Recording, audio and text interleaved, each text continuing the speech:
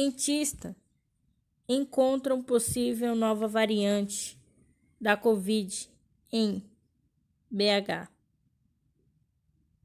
Cientista do Laboratório de Biologia Integrativa do Instituto de Ciência Biológica do ICB, da Universidade Federal de Minas Gerais, da UFMG, anunciou nesta quarta-feira 7 a possível descoberta de uma nova variante do coronavírus SARS-CoV-2. Dos 85 genomas de amostra clínica estudada, 2 deles mostraram um conjunto de 18 mutações ainda não identificadas. Os resultados demonstram um aumento progressivo das variantes de preocupação de SARS-CoV-2 P1, P2 e a B1 1.1.7 na região metropolitana de Belo Horizonte. Dos 85 genomas sequenciados, as seguintes linhagens foram encontradas: P1, 30 amostra, 35,29%, P2, 41 amostras de 48,23%, AB 1.1.28, 8 amostras, 9,41%, da B 1.1.7, 3 amostras, 3,53%, da B 1.143, 1 amostra de 1,17%, e a B 1.235, 1 amostra de 1,17%, e B 1.1.94, 1 amostra de 1,17%. As mutações P1 e P2 são brasileiras, sendo a primeira detectada em Manaus e a segunda no Rio de Janeiro, bem como as B 1.1.143 de Caratinga e a B 1.194, a B 1.1.7 e a mais conhecida variante britânica, mas a B 1.235 também tem origem no Reino Unido. Segundo os pesquisadores, estudos genéticos demonstram que esses 2 novos genomas, provavelmente oriundos da antiga linhagem B 1.1.28, circulante na primeira fase da pandemia na cidade, apresenta mutações em diversas regiões do genoma, incluindo novas mutações nas composições E484 e N501, compartilhando pelas variantes de preocupação P1.1, P.2, B.1.17 e a B 1.351. A citação às 2 áreas específicas é preocupante bastante, já que a alteração a proteína spike da coroa do vírus, que acessa as células humanas para atacar. Pesquisas recentes mostram que as mutações que têm alterações nesse ponto têm maior probabilidade de escape das vacinas e provocam uma transmissão mais acelerada do coronavírus SARS-CoV-2. As coletas ocorreram entre 28 de outubro de 2020 e 15 de março desde o ano, sendo que as 2 amostras que apresentam novas cepas foram coletadas no dia 27 e 28 de fevereiro. Não existe evidências de ligação epidemiológica entre ambas com parentesco ou região residencial, que reforça a plausibilidade de circulação desta nova possível variante. Destacam ainda os especialistas. Por característica própria, mutação são extremamente comuns e esperadas, isso porque o vírus sempre busca uma forma de melhorar sua forma de ataque. No entanto, em locais onde a transmissão não é controlada, caso o Brasil, há um risco cada vez maior de que a evolução do coronavírus comece a causar grandes problemas de imunização, já que as novas cepas podem ter a capacidade de escapar da proteção oferecida pelas vacinas com a agência ANSA. Papa pede que FMI e Banco Mundial reduzam dívidas de países pobres.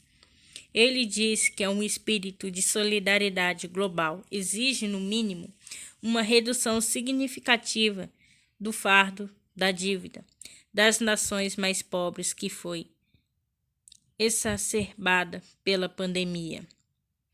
Papa Francisco disse aos líderes das finanças do mundo que os países pobres atingidos pelo impacto econômico da pandemia de Covid-19 precisam ter reduzido os fardos de suas dívidas, receber uma voz maior na tomada global de decisões.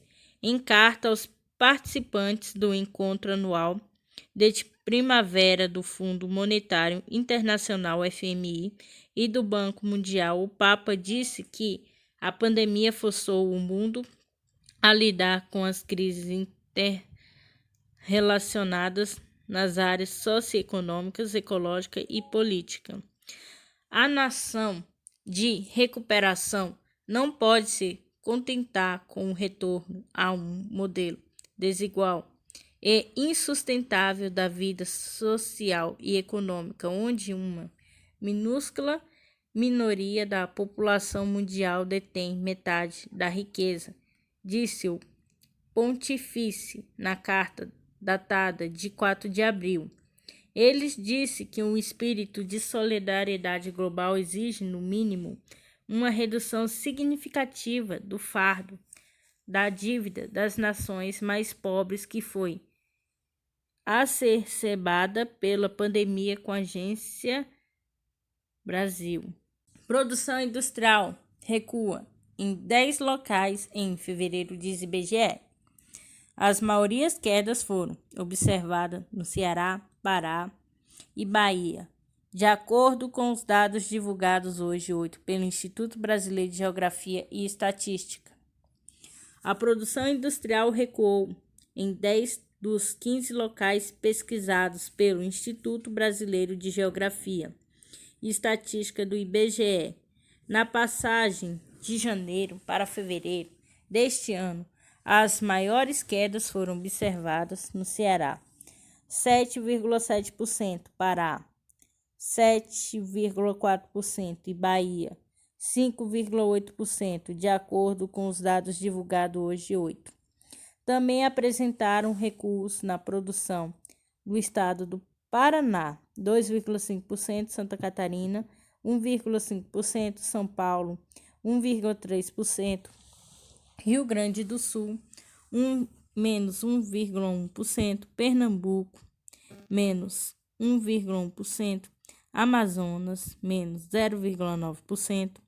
A região Nordeste, a única que é analisada em seu conjunto, teve uma perda de 2,6% do período. Por outro lado, 5 estados tiveram alta: Mato Grosso, 7,3%, Espírito Santo, 4,6%, Goiás, 2%, Rio de Janeiro, 1,9% e Minas Gerais, 0,5%.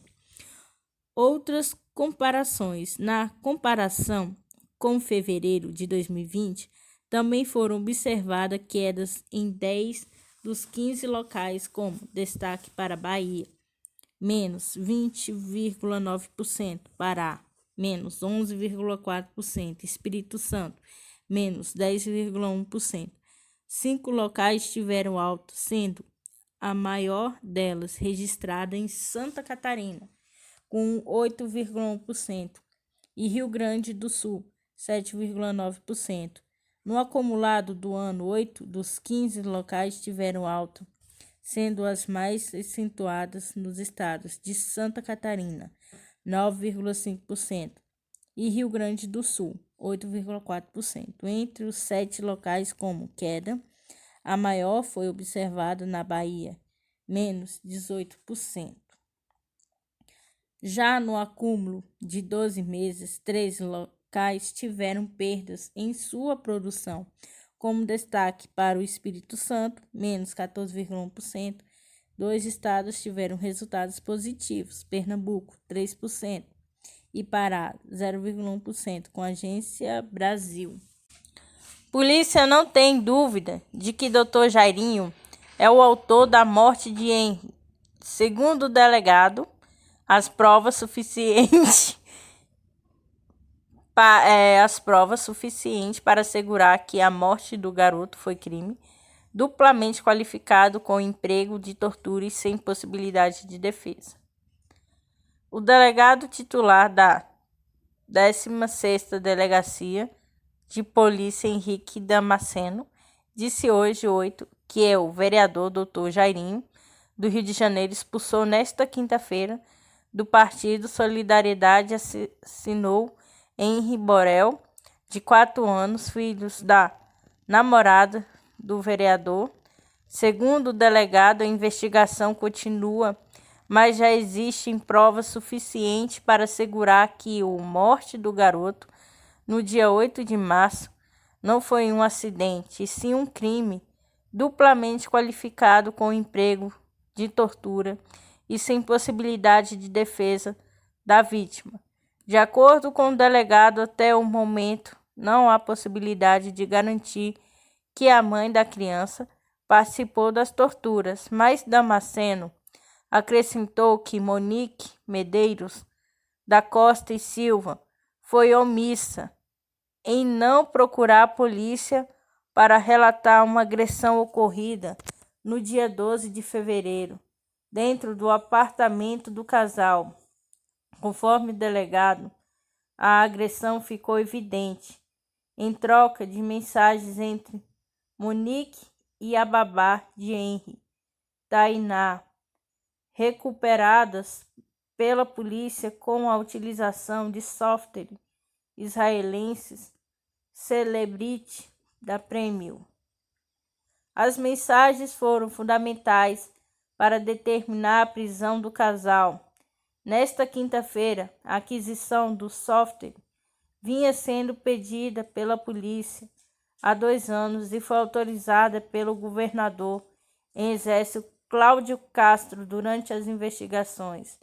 Nas mensagens que tinham sido apagadas do celular de Monique, a babá informou que o menino foi trancado no quarto por Dr. Jairinho e naquele momento sofria agressões. A mãe então pediu para que ela entrasse no quarto e o tirasse de lá, desde um banho, para ele ficar mais calmo. A babá contou ainda que o menino relatou que levou uma banda do padrasto e que pediu para que sua cabeça não fosse lavada, porque sentia dor. Henry falou ainda que tinha dores no joelho. O delegado descartou a possibilidade de a mãe ter sofrido ameaças para não relatar as agressões e ressaltou que não faltaram oportunidades para falar das agressões sofridas pelo menino. Com a relação à ameaça com bastante sinceridade, não é isso que percebi. Ela teve inúmeros momentos em que poderia ter falado conosco. O depoimento foi bastante longo e ela se mostrou à vontade em vários pontos dele. Depoimento afirmou o comportamento de Monique após a morte do filho chamou a atenção de Damasceno. Ela conseguiu prestar um depoimento por mais de 4 horas e apresentou uma versão fantasiosa, protegendo o assassino do próprio filho. Ressaltou, destacando que, com base na legislação brasileira, a denúncia seria uma obrigação legal da mãe. A mãe não procurou a polícia, não afastou a vítima do agressor, do convívio de uma criança de 4 anos, filho dela. É bom que se diga que ela tem obrigação legal. Além disso, quando verificamos depois de uma rotina esteve em sede policial por mais de 4 horas, protegendo o assassino do próprio filho. Não só se omitiu, como também concordou. O delegado informou ainda que após o enterro do filho, Monique foi a um salão de beleza para tratar do cabelo e das unhas, imagem que o casal tentava passar da convivência como um menino. Era de uma família harmoniosa, inclusive, induzindo a polícia para esta versão, o IML. Durante as investigações foi ouvido um alto executivo da saúde com nome não revelado pelo delegado, que no seu depoimento na 16ª Delegacia de Polícia revelou ter recebido 4 ligações de Dr. Jairinho, pedindo que o corpo fosse liberado pelo Hospital Barra do onde a criança chegou morta, e não fosse encaminhada para o Instituto Médico Legal do IML. O executivo, segundo o delegado, negou o pedido porque constatou que o menino tinha sido vítima de agressões e por isso o corpo precisava ser levado ao IML. Descarte de celulares. O casal foi preso na casa de uma tia do vereador em Bangu, na zona oeste do Rio de Janeiro. O endereço não tinha sido informado às autoridades policiais, que conheciam apenas a localização da casa da mãe de Monique e dos pais de Dr. Jairinho, onde estavam morando separados nos últimos dias. Esse foi um dos motivos pelo quais a prisão foi feita nesta quinta-feira. O delegado relatou que não houve resistência no momento que foram presos, mas o vereador tentou se livrar de 2 celulares que o casal estava usando. Depois tiveram anteriormente a apreensão de seus aparelhos. Jairinho jogou os celulares pela janela, mas a polícia recolheu os encaminhou para a perícia. O promotor do Ministério Público do Estado do Rio de Janeiro, MPRJ, titular da primeira promotoria da Zona Sul, a Barra Marcos Cac, disse que as provas continuam sendo produzidas porque as investigações ainda não terminaram, uma vez que ainda tem uma série de atos de polícia judiciária e pericial para serem praticados, para que todo o acervo probatório seja encaminhado ao Ministério Público. Aí sim vai valorar a conduta de cada um, imputar o tipo penal violado por cada um dos atores dessa tragédia, contou Marcos Cac, esclarecendo o processo para determinar a punição de cada um no crime. Para o diretor do Departamento-Geral de Polícia da capital, DGPC, delegado Antenor Lopes, para as investigações, este foi um caso extremamente sensível e delicado, que começou com a possibilidade de ser um acidente doméstico, mas que avançou nas apurações caso difícil, porque ocorreu dentro de um apartamento sem maiores testemunhas e sem câmeras. Era um caso com dificuldade muito grande, mas a equipe do Dr. Henrique evoluiu na investigação e eles começaram a perceber que algo estava errado. Fomos auxiliados pela perícia técnica, bem como toda a investigação foi acompanhada pelo Ministério Público do Rio de Janeiro, com o Dr. Marcos Cac, completou a expulsão. O Partido Solidariedade, que ontem tinha anunciado o afastamento de Dr. Jairinho, em nota nesta quinta-feira informou a expulsão do vereador diante dos novos fatos revelados. Executiva Nacional da Solidariedade, em conjunto com a Estadual do partido resolveu expulsar de forma sumária o vereador Dr. Jairinho. A Câmara Municipal do Rio de Janeiro confirmou que se reunirá hoje para definir a situação do vereador.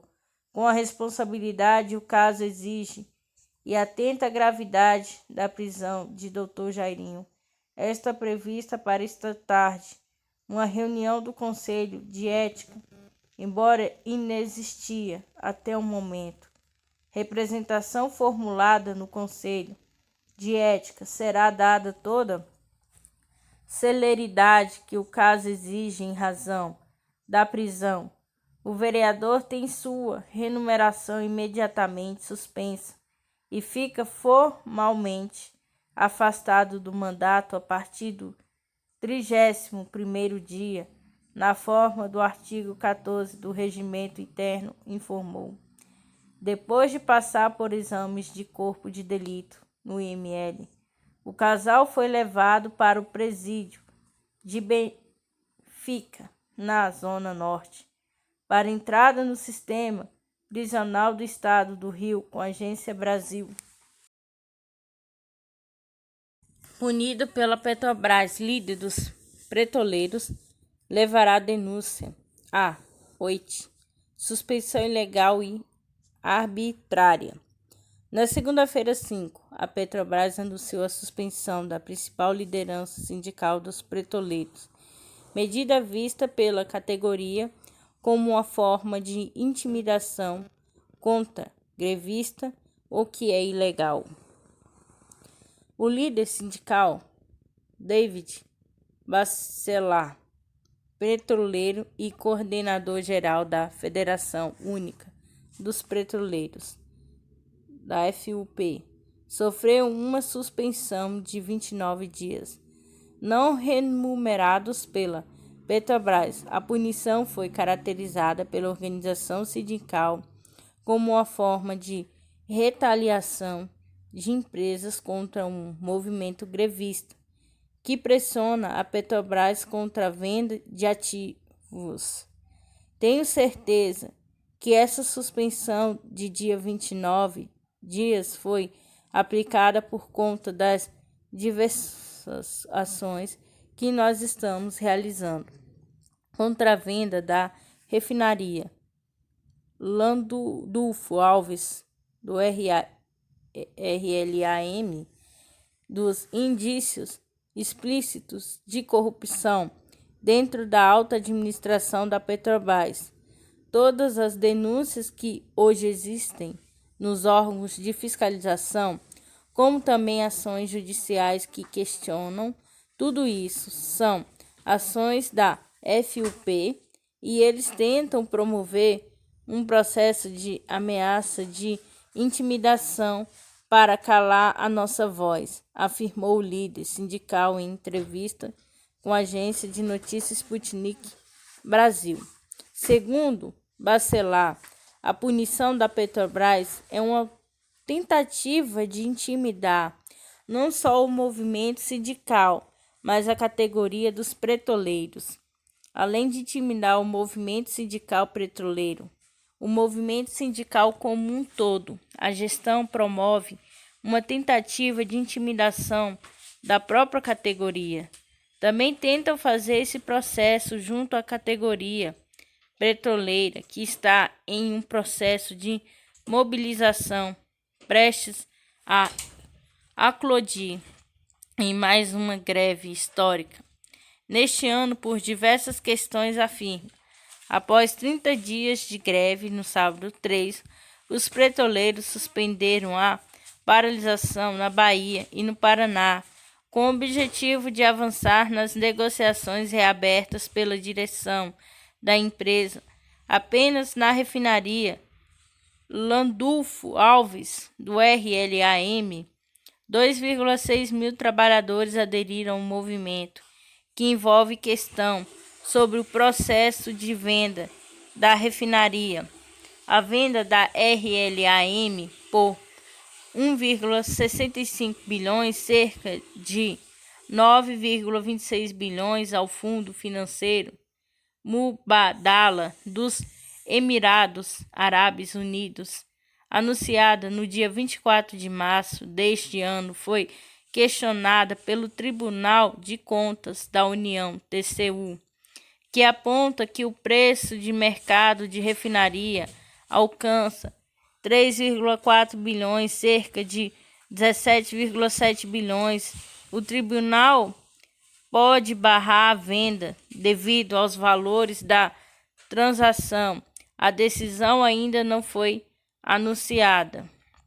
Fizemos esse processo de suspensão da greve para retomá-la, caso seja necessário, caso o impasse negocial permaneça em mesa.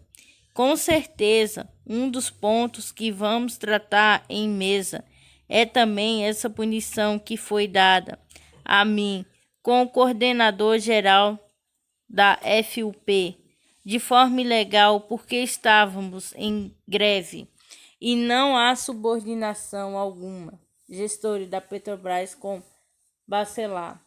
A coordenador afirma também que o FUP pretende denunciar a punição junto à Organização Internacional do Trabalho, da OIT, e também na Justiça Brasileira, para que a suspensão não ocorra. A FUP acredita que a punição seja um primeiro passo da empresa para a demissão de líder sindical dos petroleiros.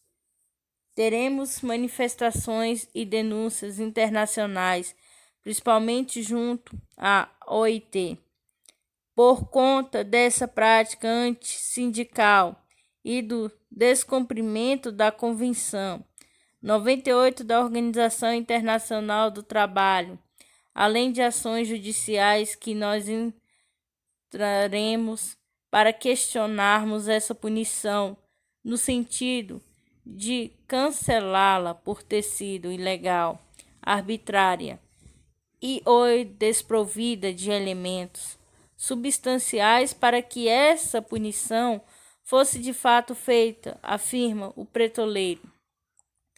Além da FUP, diversas organizações sindicais prestaram solidariedade a Bacelar, e o caso da CUT, do Sindipetro e também da Federação Nacional de Sindicatos de Trabalhadores do Petróleo, afins do Chile, FENATRAPECH.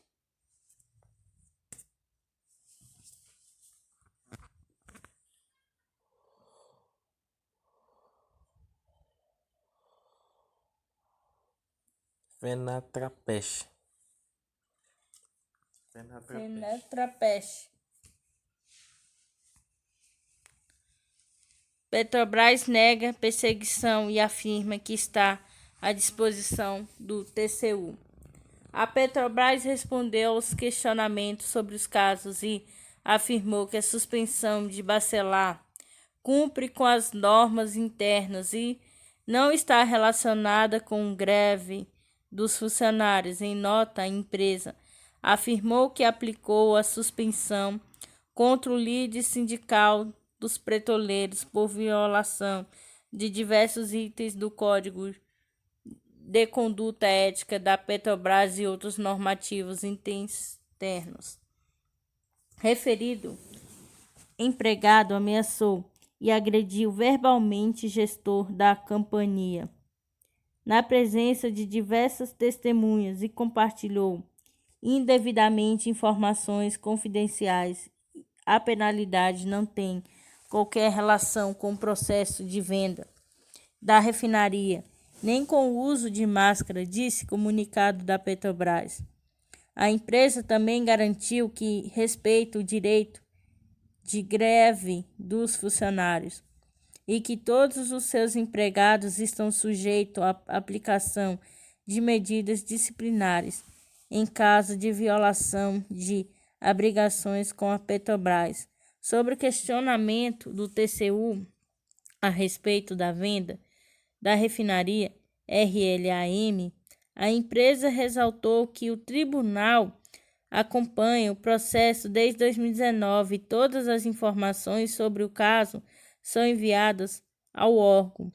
A companhia prestará ao TCU os esclarecimentos adicionais necessários para a conclusão da fiscalização sobre a venda da refinaria. Continua o comunicado da empresa com a agência Sputnik Brasil. Única alternativa: médicos concordam com Fauci e pedem lockdown no Brasil. Em meio ao pico da pandemia no Brasil, o infectologista norte-americano, integrante do primeiro escalão de Joe Biden, Antônio Fauci, sugeriu que o lockdown deve ser discutido no país. O Brasil chegou, nesta quarta-feira, 7, a marca de 341 mil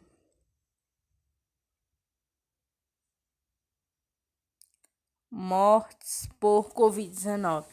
Em meio ao pico, o momento da pandemia, o caos hospitalar, recorde de mortes que já ultrapassaram as 4.000 em apenas um dia.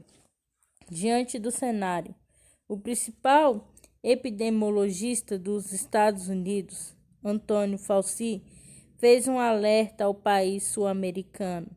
Afirmou que o especialista brasileiro diz que há semanas um lockdown nacional deve ser considerado seriamente. Apesar da recomendação para o endurecimento das medidas de restrição social, o presidente Jair Bolsonaro, sem partido, segue afirmando que não fará nenhuma medida do tipo a nível federal e critica governadores e prefeitos que tentam mitigar a pandemia através desses meios. Para o médico sanitarista Gonzalo Vecina Neto, professor da Faculdade de Medicina da Universidade de São Paulo, da USP, é um dos fundadores da Agência Nacional de Vigilância Sanitária da Anvisa. O especialista norte-americano está correto em sua avaliação. Tenho plena concordância com o Dr. Fauci. Ele está correto ao propor que este momento, enquanto nós esperamos as vacinas, é um momento preciso que nós não podemos perder de vista. Temos que conseguir fazer o possível para que as medidas de afastamento e isolamento social ocorram. Para diminuir o número de casos, nós temos um número explosivo de casos. Esse número terá consequências terríveis, avalia sanitarista em entrevista à agência de notícias Sputnik Brasil, que alerta ainda que em até 3 meses o país pode alcançar o número de 500 mil mortos. O médico epidemiologista César Victória, professor de faculdade de medicina da Universidade Federal Pelotas, da UFPEL, concorda com a vacina e lembra que o fechamento rígido gerou resultados positivos em outros países. Eu não tenho nenhuma dúvida de que o lockdown rígido de 2, 3 até 4 semanas é essencial para controlar a pandemia no Brasil. Países sérios europeus, por exemplo, fizeram isso e tiveram grande sucesso em controlar a curva pandêmica, que nunca foi tão ruim quanto no Brasil.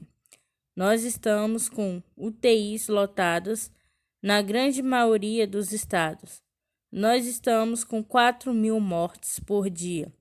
E é incompreensível porque nossos governantes ainda hesitam em manter um lockdown rigoroso. Afirma da mesma forma Gonzalo Vecina. Reforça que o lockdown é a única alternativa para diminuir a velocidade do crescimento de casos e mortes. Segundo ele, a medida pode assumir características particulares no Brasil, tendo visto que o país enfrenta dificuldades com restrições sociais. Então pode ser até uma coisa um pouco mais meia boca. Mas nós temos visto que isso dá resultado. Agora, quando se fala em lockdown, a gente pensa em ficar em casa, mas o lockdown não é só ficar em casa. Ponto o médico ressaltando que a medida envolve um amplo projeto. Araraquara mostra que lockdown bem planejado funciona. O médico sanitarista Gonzalo Vecina cita o exemplo da cidade de Araraquara, no interior de São Paulo, que após um período de lockdown de 10 dias entre o final de fevereiro e o início de março, conseguiu frear o avanço da doença, chegando a zerar o número de óbitos diários.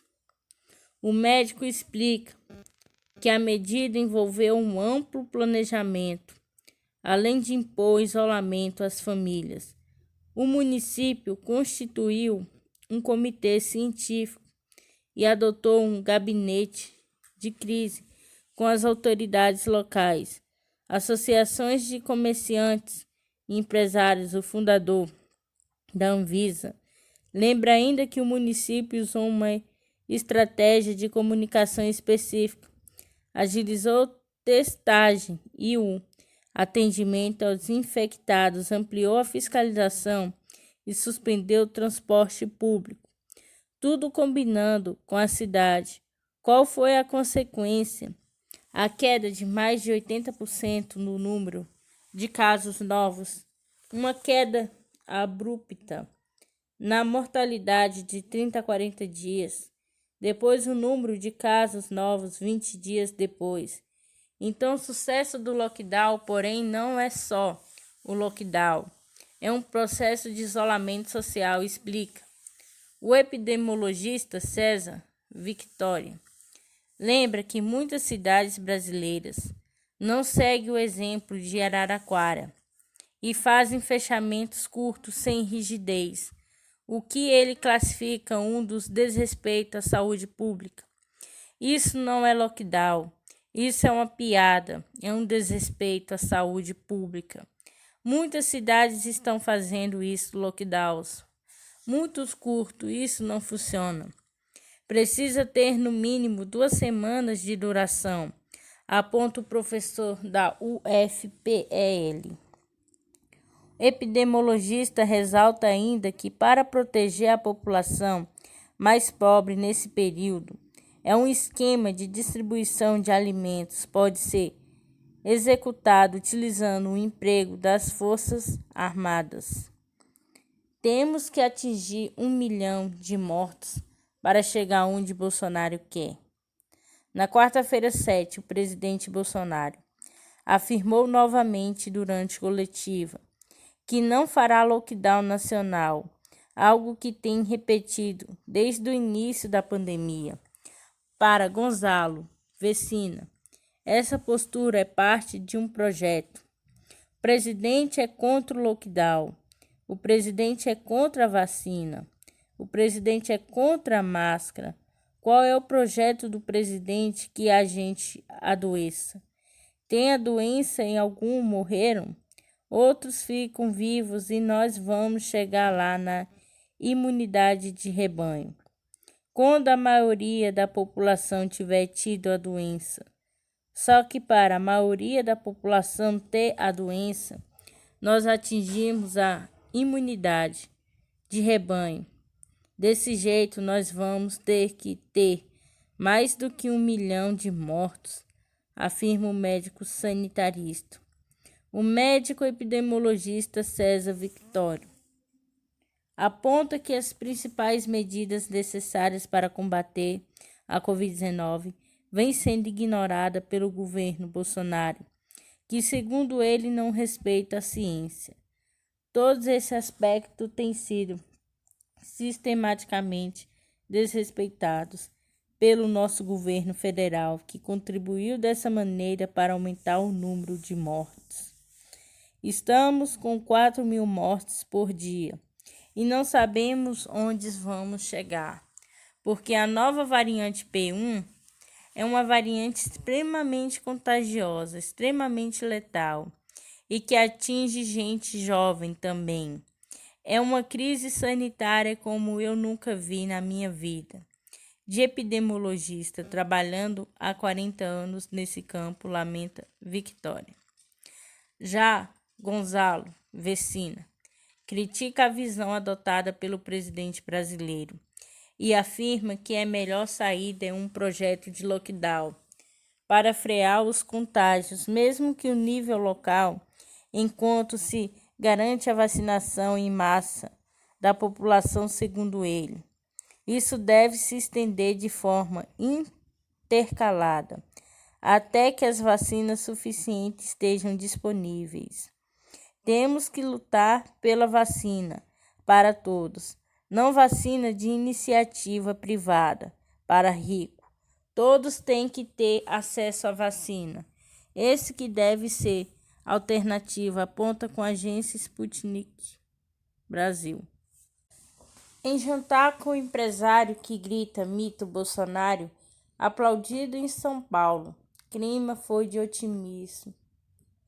O presidente reforçou a posição do Brasil como fabricante de vacinas.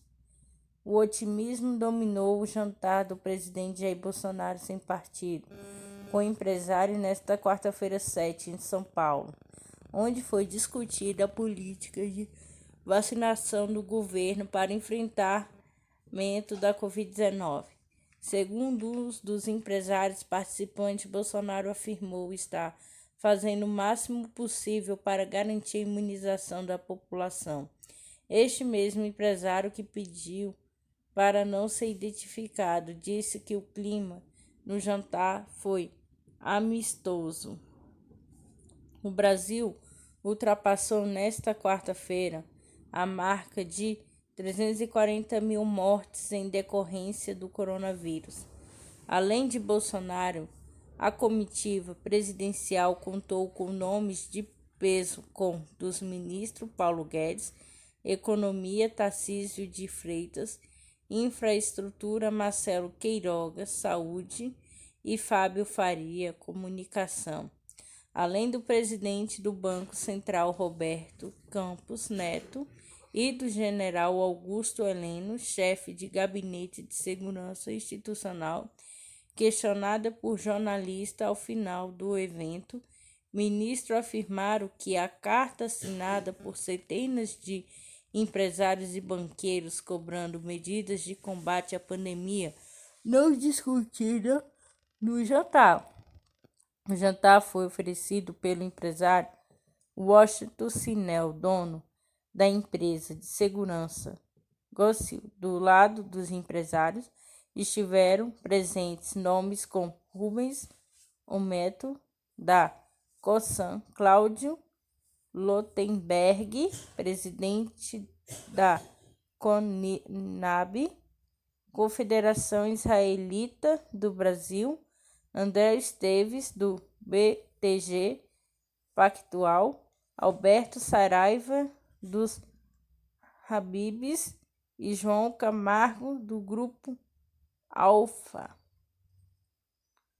Ainda segundo um participante, Bolsonaro foi ovacionado pelos empresários presentes. Ele falou sobre o fato do Brasil ser um dos poucos países do mundo que fabricam vacina. Na saída do jantar, o ministro Tarcísio de Freitas também falou sobre isso.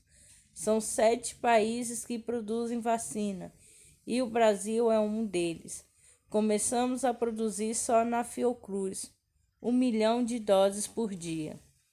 Fizemos uma aposta correta que vai começar a produzir fruto e isso vai dar o ritmo de vacinação que a gente precisa, disse. O governo tem sido alvo de críticas quanto à demora no avanço de imunização no país. no momento em que o Brasil passa pelo pior momento da pandemia de coronavírus. Também na saída, Guedes afirmou que a economia brasileira está se reerguendo, mas ressaltou que é preciso avançar na vacinação em massa no país para sustentar o crescimento. Segundo ele, a síntese do encontro foi, de um lado, vacinação em massa e, de outro, o avanço nas reformas estruturais. Segundo Guedes, houve um reconhecimento por parte dos empresários do trabalho que tem sido feito pelo governo. Vamos transformar esta recuperação cíclica, baseada em consumo, em um crescimento sustentável. Destacou o ministro, disse ainda que o governo vai trabalhar para atacar um problema no país, que é renda. Ele ressaltou que assim que a retomada do auxílio emergencial acabar, é preciso aterrissar em um programa social forte e sólido, com a Folha Expresso. CTF decide que os estados e municípios podem proibir cultos e missas durante a pandemia da Covid-19. Supremo Tribunal Federal (STF) decidiu nesta quinta-feira 8 que os estados e municípios podem restringir a realização de celebrações religiosas presenciais, como cultos e missas em templos e igrejas no período mais crítico da pandemia da Covid-19. Os ministros Ricardo Lewandowski, Edson Fachin, Marco Aurélio Melo, Luiz Fux, Carmen Lúcia, Luiz Roberto Barroso, Rosa Weber e Alexandre de Moraes acompanharam o ministro Gilmar Mendes, relator do caso pela constitucionalidade de restrição de celebração de cultos e missas. Somente os ministros Nunes Marques e Dias Toffoli divergiram da tese de Gilmar Mendes e votaram contra as restrições. A votação foi marcada pelo presidente do STF, Luiz Fux, para semana após um conflito de decisão sobre o mesmo tema entre os ministros Nunes Marques e Gilmar Mendes. Durante o voto, Mendes justificou que o STF já assegurou autonomia aos estados e municípios para definirem as medidas de contenção do novo coronavírus.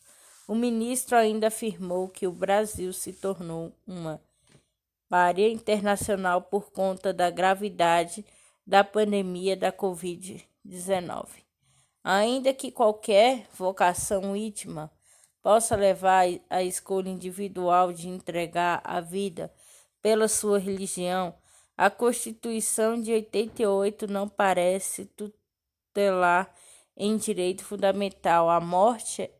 Essa sutil forma de erodir a normatividade Constituição deve se mostrar cada vez mais atento a este STF, tanto mais se o abuso do direito de ação vier sob as vestes farisaicas, tomando o nome de Deus para se sustentar o direito à morte, afirmou. Já o ministro Nunes Marques deu parecer favorável à liberação de cultos, desde que as medidas sanitárias de proteção à Covid-19 sejam respeitadas. Serviços de saúde e alimentação não podem ser fechados, evidentemente. Por outro lado, festas e shows podem ser proibidas temporariamente. Há uma vasta zona cinzenta, disse. Mesmo as igrejas estando fechadas, nem por isso estará garantido a redução do contágio, completou Marques com a agência Sputnik Brasil. Barros determina que Senado instaure a CPI da Covid. Em um duro revés para o Palácio do Planalto, o ministro Luiz Roberto Barroso, do Supremo Tribunal Federal (STF), determinou nesta quinta-feira 8 que o presidente do Senado, Rodrigo Pacheco, do DEM Minas Gerais, instaure a CPI da Covid, que mira ações e emissões do governo Jair Bolsonaro no combate à pandemia. A decisão atende a pedido formulado pelos senadores Alessandro Vieira, Cidadania Sergipe, e Jorge Cajuru, Cidadania Goiás, que questiona a inércia de Pacheco em avaliar o requerimento pela investigação apresentada há 64 dias no início de fevereiro. Ao adicional, CTF, Vieira e Cajuru destacaram que, em entrevista ao Roda Vida, Rodrigo Pacheco declara que a abertura da CPI seria contraproducente ao Estadão. O presidente do Senado afirmou que a questão com o PEC emergencial e retomada do auxílio emergencial são questões mais maduras para discussão na casa. É um direito dos senadores fazer o requerimento da comissão parlamentar de inquérito no momento oportuno. Eu vou avaliar a CPI da saúde com os outros requerimentos que existem no Senado. No entanto, nós temos hoje um obstáculo operacional, que é o Senado Federal, com limitação de funcionamento em razão de um ato da comissão diretora que estabeleceu o funcionamento do plenário de maneira remota, afirmou. Para os senadores, a fala evidencia a resistência pessoal do presidente do Senado sobre a abertura da CPI. Não há qualquer justificativa plausível para a não instalação da CPI, critica com agência e Estado.